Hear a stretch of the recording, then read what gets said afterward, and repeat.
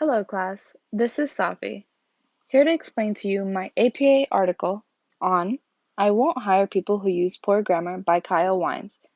The author explains in a very harsh manner how he doesn't tolerate people who are poor at writing and who don't use grammar correctly. He even grammar tests everyone on the spot. Wines himself says that people could even call him extreme, but that's just an understatement.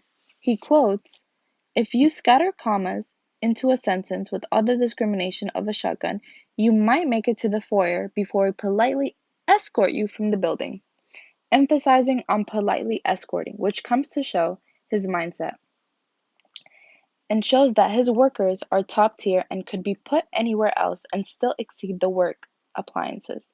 He has this mindset because he believes that good grammar means good business. He lays out a couple websites like iFixit or Dusuki that requires a mandatory grammar test. Wines doesn't look for anything else rather than grammar as a first impression, which could intimidate anyone who is hiring for his position. He is very strict on who works for him because he cares about the small details.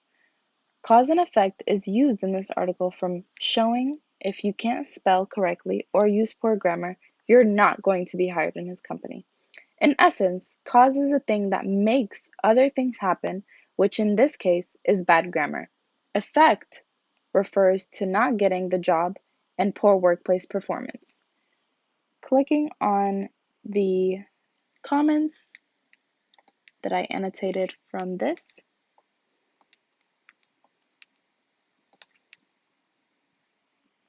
the author seems like a very educated person who takes his job serious, from the first stanza.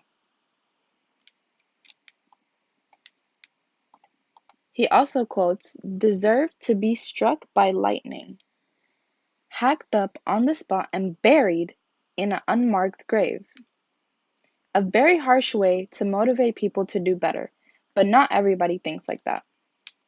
Going a little bit further down, good grammar does make something credible, distinguished if someone is going to use a source in their paper. Therefore, Wines looks and takes this very seriously. He makes a good point by saying grammar should never be worn out. Also, if it takes someone more than 20 years to notice how to properly use its, then that's not a learning curve that he's comfortable with.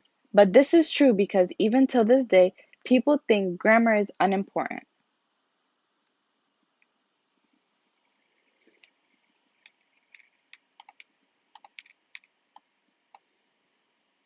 Analyzing this article comes to show that despite Wines talking about just grammar and how you aren't applicable if used incorrectly, but also into another topic I've done research on. Wines' workplace could be more manageable with not just people with work ethics, but applicants who behave properly.